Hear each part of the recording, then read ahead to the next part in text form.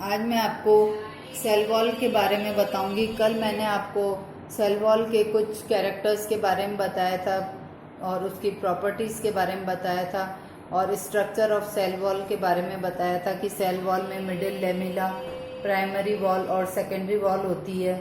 अब मैं आपको origin and development of cell wall के बारे में बताऊंगी। ये डायग्राम इसी का ही है। तो इसमें जो ये पूरा क्षेत्र है ये तो है साइटोप्लाज्म। इसमें जो ये बीच की जगह है इसको कहते हैं मिडिल लेमिला। इसकी कुछ परतें होती है।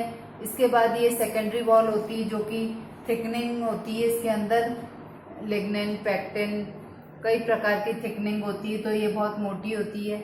और इधर की तरफ है ये प्राइमरी वॉल। ये जो शुरुआती जगह है ये है beginning of deposition of outer layer. जो सेकेंडरी वॉल होती है उसमें 3 लेयर्स पाई जाती है, इनर लेयर, मिडिल लेयर और आउटर लेयर। इसी तरह यहाँ पे जो है ये क्षेत्र कहलाता है beginning of transformation of cell plate into middle lamella. ये वाला जो क्षेत्र है वो है beginning of deposition of primary wall. ये बीच का जो क्षेत्र है ये कहलाता है मिडिल लेमिला, जो 2 प्राइमरी वॉल के मध्य पाई जाती है। नहीं, ये सेकेंडरी वॉल का ही है। ये प्राइमरी वॉल है। प्राइमरी वॉल के नीचे ही सेकेंडरी वॉल होती है और ये जो जगह है इसे प्लाज्मा मेम्ब्रेन कहते हैं। तो कोशिका भित्ति की उत्पत्ति के संबंध में 3 विचारधारणाएं प्रचलित है। पहली है एम्स और मैकडेनियल्स के अनुसार केंद्रक विभाजन के पूर्ण हो जाने पर जीव द्रव्य से पैक्टिन के गुलिकीय कण कोशिका के मध्यवर्ती क्षेत्र में एकत्रित हो जाते हैं। समय उपरांत ये कण फूलते हैं और परस्पर संयुक्त होकर कोशिका पट्टिका बनाते हैं। दूसरी है सिनॉट और ब्लॉच के अनुसार केंद्रक विभाजन के अंत में 2 पुत्री केंद्रकों के मध्य कोशिका के मध्यवर्ती क्षेत्र में एक रेशेमय रचना फ्रेगमोप्लास्ट प्रकट होती है, जो शनय शनय चौड़ी होकर कोशिका पट्टिका बनाती है। फ्रेगमोप्लास्ट सर्वप्रथम मध्यवर्ती क्षेत्र के मध्य बिंदु पर प्रकट होती है। वह क्रमशः दोनों सिरों की ओर वृद्धि करते हुए कोशिका की दोनों पार्श्व भित्तियों तक फैल जाती है। फ्रेगमोप्लास्ट का स्थान शीघ्र ही कोशिका पट्टिका ग्रहण कर लेती है। जो फ्रेगमोप्लास्ट होता है वो फ्रेगमोप्लास्ट क्या होता है? फ्रेगमोप्लास्ट जो होता है वो ईआर के खंड, मतलब अंतःप्रद्रव्य जालिका के खंड, गोल्जिकाई की छोटी छोटी पट्टिकाएं जिन्हें फ्रेगमोसोम्स कहते हैं, ये तीनों संरचनाएं मिलकर फ्रेगमोप्लास्ट बनाती है। शुरू में फ्रेगमोप्लास्ट ढोलकाकार के रूप में होता है, जो धीरे धीरे द्वितल बाइकॉन्वेक्स के रूप में बदलता जाता है और कोशिका भित्ति का निर्माण करते हैं। तीसरी विचारधारणा यह है कि इलेक्ट्रॉन माइक्रोस्कोप द्वारा आधुनिक अन्वेषणों के अनुसार गोल्जिकाई की पुटिकाओं के कोशिका के मध्यवर्ती क्षेत्र में एकत्रित होने से, उनके परस्पर संयुक्त होने से कोशिका पट्टिका का निर्माण होता है। वेली और मॉलहेयर के अनुसार सेल प्लेट में कुछ भौतिक रासायनिक परिवर्तनों द्वारा इसका मध्य पटलिका में परिवर्तन हो जाता है। मध्य पटलिका के बन जाने पर इसकी दोनों सतहों पर प्राथमिक व द्वितीयक भित्तियों का निक्षेपण होता है। इन भित्तियों के निर्माण के लिए आवश्यक निर्माणकारी पदार्थ जीव द्रव्य द्वारा प्रदान किए जाते हैं। इस कारण भित्तियों का जीव द्रव्य का स्रावी पदार्थ माना जाता है। आधुनिक धारणा के अनुसार ऐसा माना जाता है कि प्लाज्मा मेम्ब्रेन की बाह्य सतह पर सेलुलोज निर्माणकारी एंजाइम का सांद्रण होता है, जिनके नियंत्रण में सेलुलोज के माइक्रोफाइब्रिल्स बनते हैं। यह रेशे प्राथमिक व द्वितीयक भित्तियों के मुख्य संगठक होते हैं। सेलुलोज के पूर्ववर्ती पदार्थों की सप्लाई गोल्जिकाई की पुटिकाओं, अंतःप्रद्रव्य जालिका तथा माइक्रोट्यूब्यूल्स द्वारा किया जाता है। अब है प्राइमरी वॉल और सेकेंडरी वॉल में क्या अंतर होता है। प्राइमरी वॉल की सेल वॉल में सेलुलोज कम होता है और हेमीसेलुलोज ज़्यादा होता है, जबकि द्वितीयक भित्ति में सेलुलोज अधिक होता है और हेमीसेलुलोज कम पाया जाता है। लिपिड की मात्रा प्राइमरी वॉल में 5 से 10% तक पाई जाती है, जबकि सेकेंडरी वॉल में लिपिड नहीं पाया जाता है और प्रोटीन भी बहुत कम पाया जाता है। प्राइमरी वॉल लचीली होती है, सेकेंडरी वॉल कठोर होती है। प्राइमरी वॉल में सूक्ष्म तंतुक विभिन्न दिशाओं में विस्तृत रहते हैं, जबकि सेकेंडरी वॉल में अक्ष के समानांतर स्थित होते हैं। प्राइमरी वॉल में सेलुलोज की सबसे छोटी अति सूक्ष्म तंतुक द्वारा बनी होती है, जबकि सेकेंडरी वॉल में सूक्ष्म तंतु की या तंतु की प्रकार की होती है। अब ultra structure of cell wall के बारे में बताऊंगी कि सेल वॉल जो है prokaryotic cell, cyanobacteria, bacteria, fungi की सेल वॉल में सेलुलोज का अभाव होता है।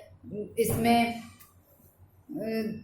फंजाई में तो जो सेल वॉल होती है वो काइटिन की बनी होती है। पादप कोशिका भित्ति में सेलुलोज माइक्रोफाइब्रल्स के रूप में होते हैं। कोशिका भित्ति में सेलुलोज जो कि ग्लूकोज अणुओं का बहुलक होता है के अणु लंबे श्रृंखला अणुओं के रूप में विद्यमान रहते हैं। सेलुलोज के लंबे श्रृंखला अणु निश्चित क्रम में व्यवस्थित होकर माइसेल तंतुकों का निर्माण करते हैं। माइसेल तंतुकें मिलकर सूक्ष्म तंतुक तथा सूक्ष्म तंतुक मिलकर स्थूल तंतुक बनाते हैं। स्थूल तंतुक को तंतुक या फाइब्रिल भी कहते हैं। एक स्थूल तंतुक के मैक्रोफाइब्रिल में सेलुलोज के 5 लाख अणु होते हैं। सीजल के अनुसार 100 सेलुलोज श्रृंखलाएं मिलकर एक माइसेल बनाती है। इसी तरह 20 माइसेल मिलकर के एक माइक्रोफाइब्रिल बनाते हैं और 250 माइक्रोफाइब्रिल मिलकर के एक फाइब्रिल बनता है। यह इसको मैक्रोफाइब्रिल भी कहते हैं। कई सारे मैक्रोफाइब्रिल मिलकर के कोशिका भित्ति का निर्माण होता है, सेल वॉल। कोशिका भित्ति में सूक्ष्म तंतुक विभिन्न प्रकार से व्यवस्थित होते हैं। तंतुकों का अभिविन्यास भित्ति के गुणों का निर्धारण करता है। अब है प्लाज्मोडेस्मेटा। प्लाज्मोडेस्मेटा क्या होता है? जीव द्रव्य तंतु कहते हैं। इसका सिंगुलर प्लाज्मोडेस्मा होता है। प्लाज्मोडेस्मेटा की खोज सबसे पहले स्ट्रासबर्गर ने की। प्राथमिक भित्ति के भीतर की ओर द्वितीयक भित्ति का निक्षेपण निरंतर या सतत नहीं होता है, वरन कुछ रिक्त स्थान छूट जाते हैं। इन्हें गर्त क्षेत्र या पिट फील्ड कहते हैं। 2 आसन्न कोशिकाओं की सम्मुख भित्तियों में गर्त क्षेत्र आमने सामने की ओर बनते हैं। इन क्षेत्रों में कोशिका द्रव्य के तंतुकों का एक समूह फंसा होता है जो दोनों कोशिकाओं के मध्य संपर्क बनाए रखता है। तंतुकों के समूह को प्लाज्मोडेस्मा कहते हैं। प्लाज्मोडेस्मा अधिकांश गर्त क्षेत्र में फैला रहता है। कुछ कोशिकाओं में यह गर्त झिल्ली तक ही सीमित रहता है। प्लाज्मोडेस्मेटा समस्त जीवित कोशिकाओं में पाए जाते हैं।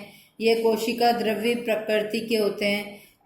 अंतःप्रद्रव्य जालिका की कुछ नलिकाओं का संपर्क प्लाज्मोडेस्मेटा से होता है, जिससे 2 कोशिकाओं के मध्य सतत तंत्र स्थापित होता है। प्लाज्मोडेस्मेटा के कार्य।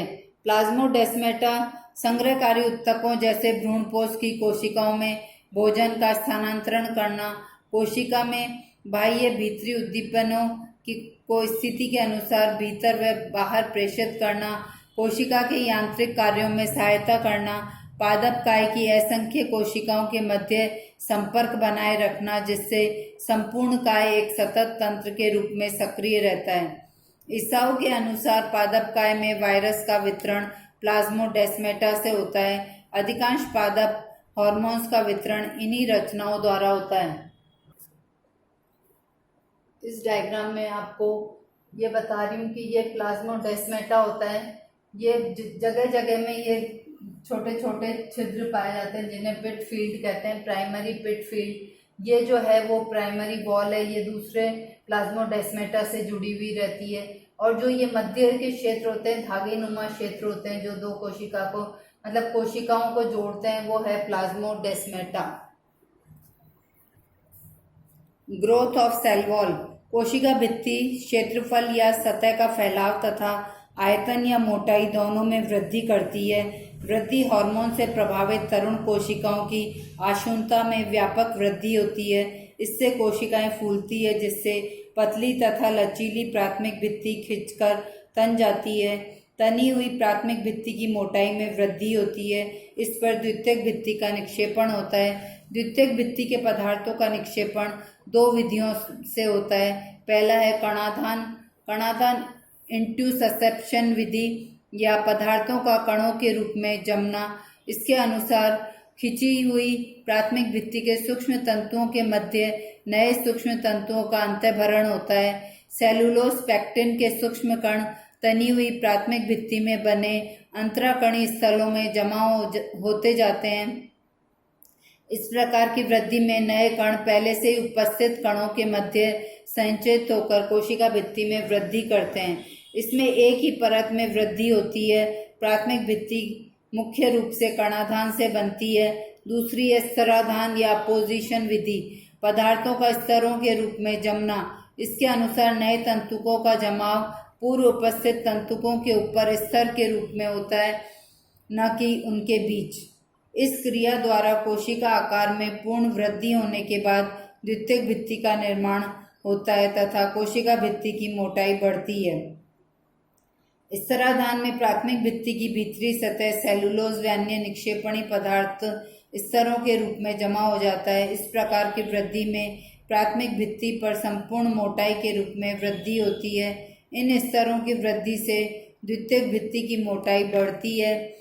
कोशिका भित्ति की मोटाई में बढ़ोतरी की दृष्टि से स्तराधान को अधिक सही माना जाता है। अब है thickening of cell wall. Cell wall में किस प्रकार की थिकनिंग पाई जाती है, किस प्रकार का निक्षेपण या जमाव पाया जाता है। प्राथमिक भित्ति कोशिका भित्ति पर लिग्निन व अन्य पदार्थों का जमाव से द्वितीयक कोशिका भित्ति बनती है, जिससे संपूर्ण भित्ति में स्थूलन होता है या जमाव होता है। लिग्निन का निक्षेपण वलयाकार, सर्पिलाकार, सोपानवत, जालिकावत व गर्ती प्रकार का होता है। इस प्रकार के स्थूलन में लिग्निन कुछ स्थानों को छोड़कर पूरी भित्ति पर पाया जाता है। इन छिद्रित स्थानों को गर्त कहते हैं। कोई भी तरल पदार्थ गर्त से होकर आ जा सकता है। गर्त दो प्रकार के होते हैं, सरल गर्त और परिवेशित गर्त। सरल गर्त के ऊपर केवल मिडिल लेमिला तथा प्राथमिक भित्ति पाई जाती है। यह पिट मेम्ब्रेन कहलाती है। परिवेशित गर्त या बॉर्डर्ड पिट में द्वितीयक भित्ति गर्त गुहा व घेराव बनाती हुई दिखाई देती है और एक बॉर्डर बन जाती है, जिसे तथा पिट मेम्ब्रेन के मध्य का भाग फूल जाता है, जिसे टॉरस कहते हैं। यह झिल्ली मिडिल लेमिला तथा दो कोशिकाओं की प्राथमिक भित्ति से बनती है।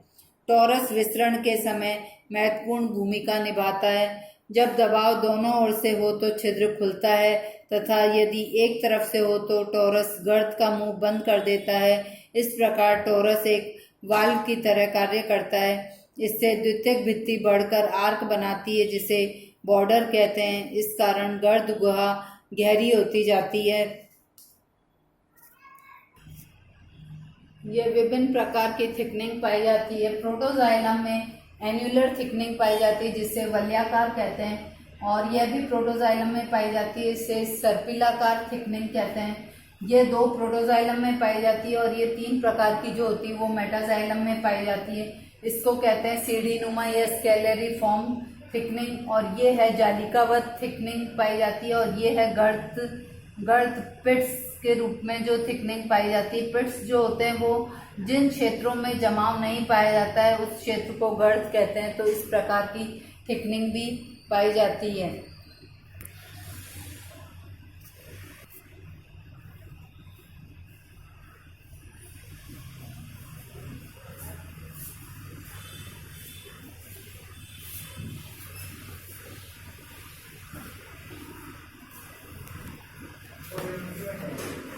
हाँ?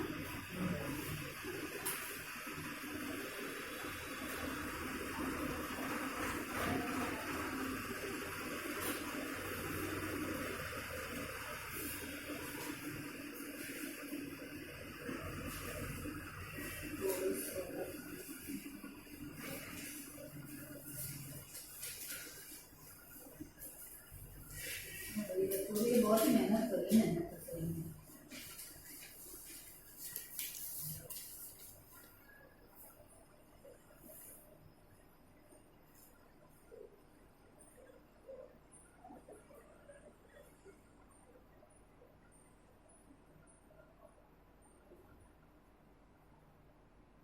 ये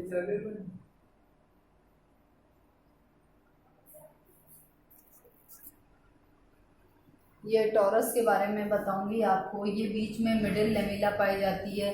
ये नीचे की तरफ प्राइमरी सेल वॉल है, प्राइमरी सेल वॉल के बाहर है सेकेंडरी सेल वॉल, और ये बाहर की तरफ जो बनता है इसे बॉर्डर कहते हैं। और ये जो दोनों थोड़े से घेराव लेते हुए ये क्या है, ये पिट मेम्ब्रेन जो होती है वो, ये पिट अपर्चर है और ये है टॉरस।